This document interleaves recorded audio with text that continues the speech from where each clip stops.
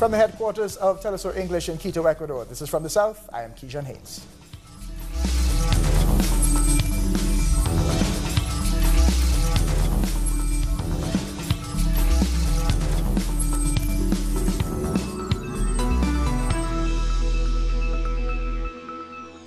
Welcome. We begin in Venezuela, where President Nicolas Maduro has given 2 U.S. diplomats 48 hours to leave the country. It's a rejection of Washington's interventionist policies against Venezuela. Venezuela is free, sovereign and independent. And in use of my faculties as president, I've declared as persona non grata, and I declare the expulsion in 48 hours of the U.S. Chargé d'Affaires, Mr. Todd Robinson, and Counselor of the Diplomatic Headquarters, Mr. Brian Naranjo. They must leave the country in 48 hours, in protest and in defense of the dignity of Venezuela. Stop conspiring. Maduro was speaking after the head of the CNE, Tibisay Lucena, read the act proclaiming him president of Venezuela for the period 2019 to 2025. She said the electoral event is the result of great efforts to consolidate peace in the country, and she condemned the United States, saying it was the worst attempt at intervention she's seen in an election.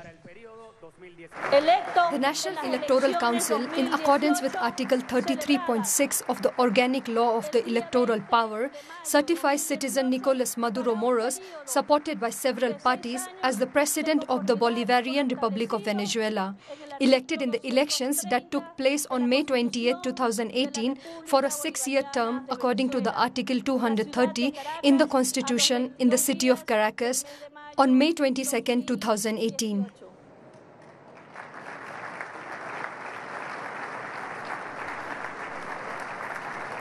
President Maduro gave a speech where he had some harsh words for the opposition, where he said that they caused their own downfall by calling for a boycott of the elections. Falcón tried to justify his script, and that political strategy killed the votes for his presidential campaign. Every new statement made by Falcón and his chief of campaign, Claudio Fermín, killed the hopes of an important group of Venezuelan voters who had the right to believe in the opposition. At 11 a.m. on May 20th, he started his operation to kill the elections. Henry Falcón was looking for forgiveness from the United States. Okay, for more on Venezuela, we're joined live by our correspondent in Caracas, Ian Bruce. Ian, so what can you tell us about the latest with this tit-for-tat between the Venezuelan government and the American government?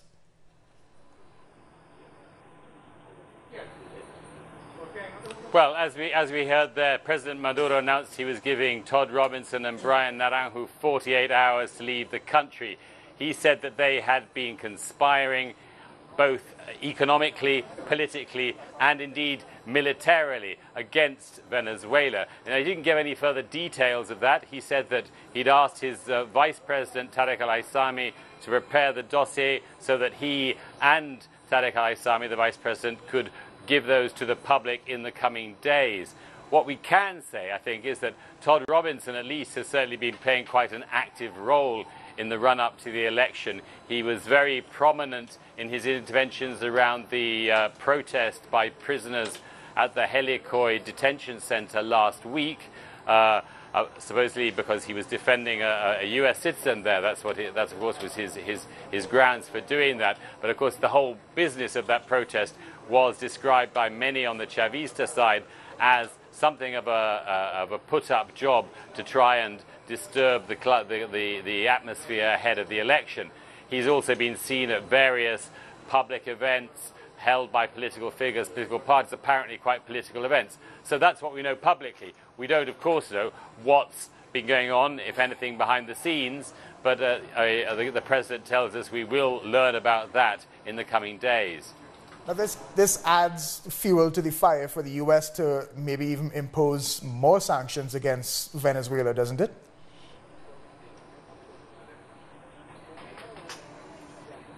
That's possible. I mean, they've already got quite significant. They already had very significant financial sanctions on Venezuela, which have certainly had an impact.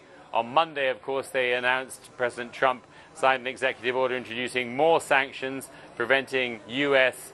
citizens and entities based in the United States from buying debt or what are called account receivables, other kinds of assets that Venezuela might want to sell in order to raise money. So the financial stranglehold by the US on Venezuela is already quite significant. Whether they want to go any further than that, and I should say that's already having an impact on the oil industry, which is clear.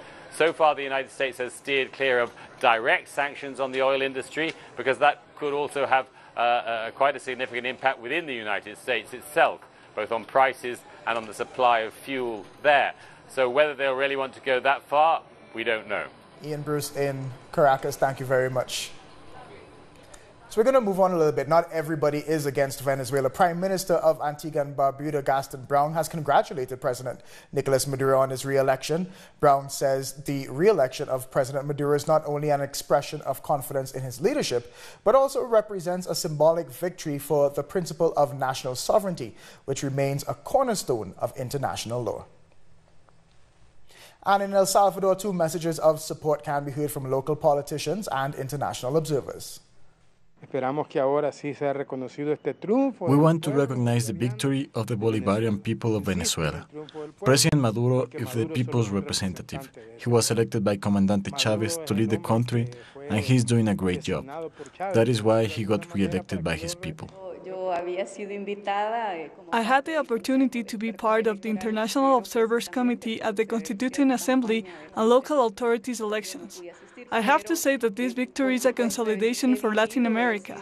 The Venezuelan electoral system is a highly audited system by the international community, and I join in this democratic celebration, and I congratulate President Maduro for his victory. The Venezuelan electoral system is the most reliable in the world, confirmed by Jimmy Carter and other U.S. former presidents. I believe Venezuelan people participated in this democratic election. Many want to undermine that there was less a 50% turnout. However, in Germany was 33%, and other countries had similar results. To other news now, Cuba is holding funerals for the victims of last Friday's plane crash. In the eastern city of Holguin, families have received the first coffins. More bodies will arrive as they are identified in the Institute of Forensic Medicine in the capital of Havana. The number of victims in the plane crash raised to 111 after one of the 3 survivors died on Monday. I could have taken that flight, but I came a day before. Thank God. It's terrible. It's horrible. This event has deeply affected us, not only the people in Holguin, but all Cubans. This is something that has shocked us. It's something very difficult and sad for relatives, friends, and for people in general, for each person that feels Cuban. We feel really sad because we lost 67 Holguin citizens and we are all like a family. I want to send my support to relatives in this difficult moment and share with them this pain. Now, the Mexican and U.S. governments say they're assisting Cuba in the investigation of Friday's crash. The National Transportation Safety Board announced on Monday that they will send an accredited representative and other investigators to Cuba. The NTSB has been known to investigate air disasters outside of the U.S., but it wasn't clear if they would, given the strained relationship between the 2 countries. But since the plane was manufactured and designed by U.S. company Boeing, the United States has the right to appoint an accredited representative. In addition, the plane was rented from Mexico with Mexican nationals and pilots, so Mexico also has the right to appoint an accredited representative. However, the Cuban government will lead and release information on the investigation. Technicians have been transferred, Mexican researchers from the Civil Aeronautical Directorate of Mexico, to investigate, together with Cuban technicians, the causes of the accident. This is extremely painful and we are on alert. I understand that a black box has already been found, the voice recorder. We just need to have more elements to be able to diagnose what led to this terrible accident. And Prime Minister of St. Lucia, Alan Chastany, has reached out to the government of Cuba after Friday's deadly crash. Chastany sent condolences on behalf of the Organization of Eastern Caribbean States. In a statement, he said, "Our thoughts and prayers are with the victims' families who must be suffering immense grief at this time. We pray for their continued strength." And at least 6 people have been injured after a private jet from the U.S. crash-landed in Honduras at the international airport in Tegucigalpa. Firefighters sprayed foam onto the wreckage to extinguish the blaze. The crew members and passengers were rescued and are reportedly out of danger, according to the government's Emergency Management Agency. Let's take a short break now. Join us again after this look at what our multimedia colleagues are reporting.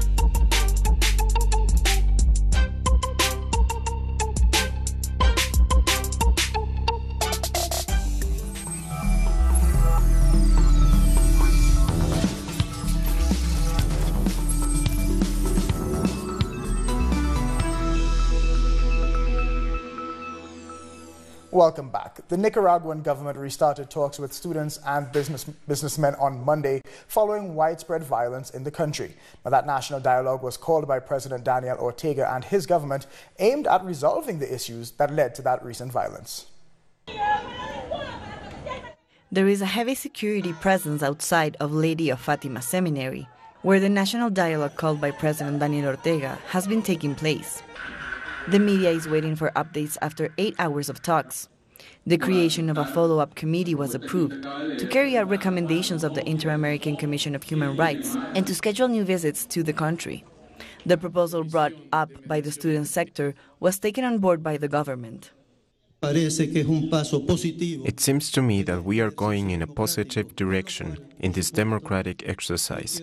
I can say that we are walking a path that seems right, in search of solutions to the problems in Nicaragua. The Inter-American Commission on Human Rights presented its preliminary observations on its visit and announced its recommendations. They say they expect to have a final report next month. We believe there will be a peaceful, democratic, constitutional solution for the serious political crisis in the country, and we take note of the installation of the National Dialogue Roundtable. The government says the free movement of people must be respected. This refers to roadblocks in the main avenues of the city. The government has also asked for the violence to stop. Unfortunately, the opposition has declared something different about the roadblocks, and this represents a risk for the people who are suffering from this problem. There are people who need to come to Managua for medical reasons. There are people whose homes and businesses are affected, who are living with this problem firsthand. The talks will resume on Wednesday and will address once again the proposal from the government calling for the free movement of families and an end to the violence. Indigenous organizations of the Ecuadorian Amazon went to the Ombudsman's office today to publicly complain about oil and mining activities in protected areas of the Amazon. The Woadians, Siona, and Alcofan communities are saying the government has not complied with laws related to the protection of ancestral territories. They asked the Ombudsman to step in to protect the communities and solidify the sovereignty of their land. They want to see the complete end of mining on that land. The Deputy Ombudsman, who collected the request on their behalf, said the office would look into their requests. All these mining and oil activities put the way of life and the physical and cultural survival of these people at serious risk. It represents not only fundamental threats to their territory, ecosystem and environment, but also to their dignity and to be able to continue being indigenous communities.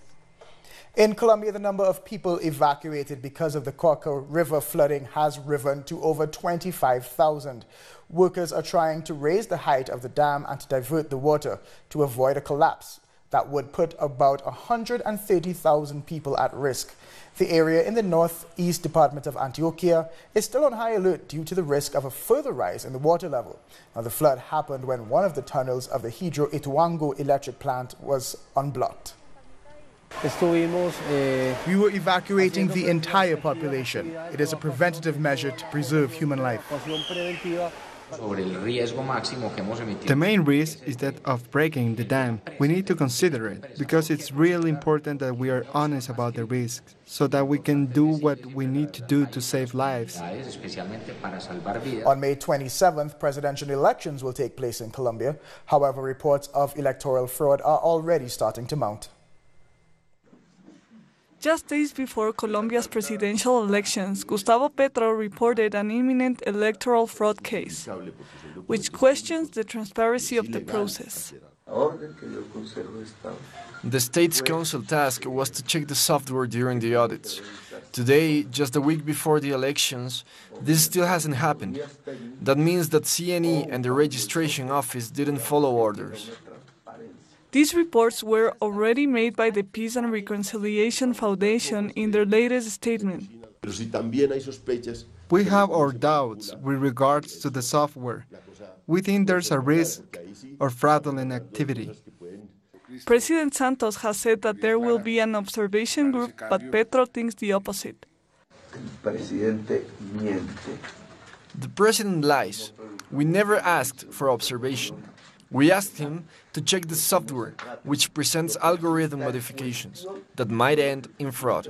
Our European counterparts can't aid us in this. They don't have the experience to audit the software. Yesterday, the president deceived the public. Another accusation of potential voter fraud is centered around electoral jury designation, something about which the Peace and Reconciliation Foundation has also made vocal warnings. We don't like the jury. That random way in which people get those charges is really concerning. The registrator stated that the accusations from both Peace and Reconciliation and Petro make no sense. The national government then called for an extraordinary meeting of the National Electoral Guarantees Commission. The national registrator must present a report about the audits made to check the software. The jury designation process must also be explained by him. What won't be possible is to have an observation board from the EU to check the software, which created instability in these elections. On top of this, 8 years ago, law dictated that the national government establish an electronic vote system, but it still doesn't exist. This year, people will again have to vote manually. Now, Barbados goes to the polls on Thursday. Unlike many other Caribbean countries, there is no 24-hour period of electoral silence in the lead-up to voting, which means politicians can campaign up to midnight on Wednesday. And as Barbadians go to vote, the Elections and Boundaries Commission has given instructions on what colors people cannot wear to the polls. Voters are prohibited from wearing party symbols and colors like blue and yellow, which represent the ruling DLP, red for the BLP, orange for the UPP, or green for the SB. All other colors and work uniforms are allowed on election day. And in a political meeting on Monday, Prime Minister Frondell Stewart tackled the promises of the BLP leader Mia Mottley, saying that she was returning to soup kitchen politics in the country, meaning she was promising freebies at a time when the country couldn't afford it. A country that couldn't afford to buy a car cannot buy 50 buses. A country that couldn't afford to buy a car cannot buy garbage trucks. A country that couldn't afford to buy a car, they are now telling you can afford to do without the National Social Responsibility Levy, cannot do without road tax. That is the absurdity of our politics today. Meanwhile, BLP candidate Mia Motley is trying to appeal to young voters by taking over the popular entertainment Instagram page, BajanTube. BajanTube has over 124,000 followers. Now, through the Insta stories, she took followers through everything from last-minute party meetings to how she's dealing with the flu. Now, she's also received an unofficial endorsement from Rihanna in the comment section. Hey everyone, this is Mia. I'm taking over BajanTube for the day. I don't know how I got these guys to persuade me into this, but let's try it and see what happens. It's probably going to be a crazy day. It's 2 days before elections. I'm going into an election meeting now. All I'm having for breakfast this morning is cinnamon tea. Ugh, not really good, but it tastes good. Try it. Boil up the cinnamon and just keep it there and keep boiling it again. It's good for you. Helps, I hope, speed up the metabolism, which I really need now since I stopped smoking. Moving on now, UK Foreign Secretary Boris Johnson has met with his Argentine counterpart Jorge Fiore after attending G20 talks in Buenos Aires. Johnson said that the two countries were working toward building an intensifying commercial relationship, despite differing views on sovereignty over the Malvinas Islands. The Argentinian foreign minister said there will be new opportunities for the UK and Argentina to work together and invest in science, technology, transport, and the healthcare sectors. Former Brazilian President Lula da Silva still leads in the polls for the presidential elections a week before he registers officially to run. Our correspondent in Brazil, Adriana Robreño, has the details. Former President Lula da Silva has been imprisoned for more than 40 days now at the police headquarters in Curitiba. Despite this, he's still leading in the polls for the presidential elections, due to take place in October. The Supreme Electoral Court would prevent Lula from running for president, but his president has told a local TV station that the court can't prevent Lula's candidacy. The Workers' Party has said on several occasions through its leader, Gleisi Hoffmann, that Lula is their only alternative because that's what the party wants, and that's what the Brazilian people want. The Workers' Party will register Lula's candidacy on August 15, which is the date when the candidacies will be formalized. Until that moment, the Supreme Electoral Court can challenge Lula's candidacy because until then it won't be official. So until that date, Lula will remain the Workers' Party candidate. Adriana Robreño there in Brazil. Now, in Peru, at least 10 people were injured in the first day of the traditional Toro Chute bullfighting festival over the weekend. The majority of injuries happened during the Hala Toro Act, which horsemen parade outside the stadium, pulling a group of bulls by ropes attached to their horns. But despite the incidents, the festival will continue as usual until the end of the week. Some may say they looked for it. We'll take another short break now. Join us again after this look at what our multimedia colleagues are reporting.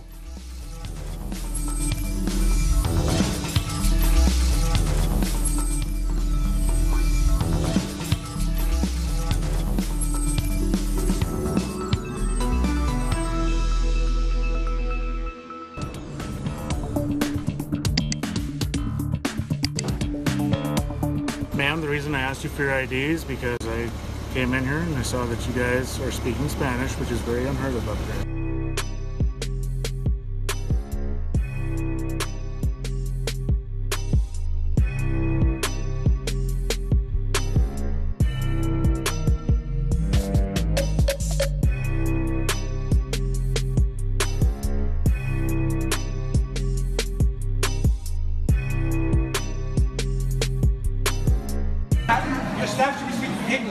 Because of people like you, our nation.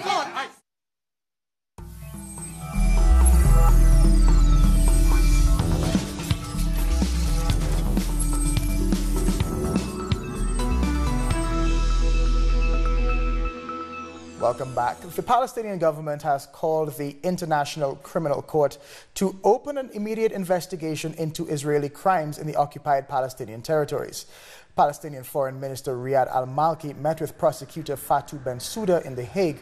This is the first time the Palestinian government has submitted a referral to the ICC. Al-Malki said the referral addressed issues including settlement expansion, land grabs, illegal exploitation of natural resources, as well as the brutal and calculated targeting of unarmed protesters, particularly in the Gaza Strip. However, Israel never signed the court's statute. grave crimes within the jurisdiction of the court continue to be committed in the territory of the State of Palestine and against the Palestinian people. Those most responsible for the crimes highlighted in the referral must be held accountable for their actions without further delay. Iranian President Hassan Rouhani lambasted the U.S. for its series of demands for Tehran with regards to its nuclear program. This ultimatum was issued by the U.S. Secretary of State Mike Pompeo, who threatened to impose, quote, the strongest sanctions if Iran fails to comply. They have always done things using pressure, but the world does not accept this rationale anymore. It is in no way acceptable that a man who had been working in a spy center for years and now has become U.S. Secretary of State starts saying strange things, start telling Iran and other countries what to do. This is ridiculous and a joke. Who are you to decide for Iran and the world? U.S. President Donald Trump has welcomed South Korean President Moon Jae-in at the White House to discuss the denuclearization of North Korea. President Trump said there is a chance that the historic summit with North Korea's Kim Jong-un next month may be delayed. North Korea cancelled high-level talks with South Korea, saying the South's joint military exercises with the U.S. were a provocation and a rehearsal for invasion. Facebook chief executive Mark Zuckerberg has apologized to the European Union lawmakers for a massive data leak. Zuckerberg agreed to meet leaders of the European Parliament to answer questions about how political consultancy Cambridge Analytica improperly got a hold of personal data of 87 million Facebook users, including up to 2.7 EU members. Cambridge Analytica briefly worked for President Donald Trump's 2016 election campaign, but it maintains that the data was not used during the vote. And that brings us to the end of this news brief. With these and many other stories, find them on our website, telesurtv.net/English. And of course, join us on social media, Facebook, Twitter, and Instagram for Telesur English. I'm Kijan Haynes. Thank you for watching.